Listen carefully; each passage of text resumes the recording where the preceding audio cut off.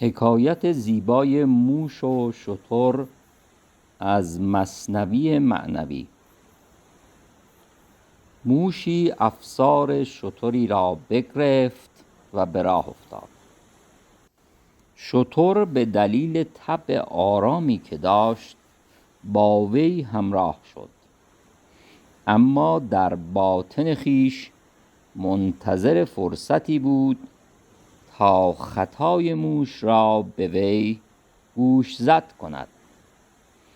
این دو به راه ادامه دادند تا در نهایت به کنار رودخانه‌ای رسیدند.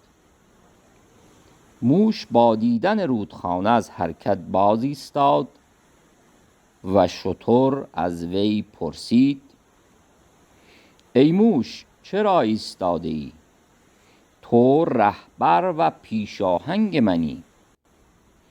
موش با ترس و لرز گفت: این رودخانه خیلی عمیق است. شتر پای خویش را در آب نهاد و خطاب به موش گفت: عمق این آب فقط تا زانوست. موش گفت: میان زانوی من و تو فرق بسیار زیادی است. شتر پاسخ داد: ای موش،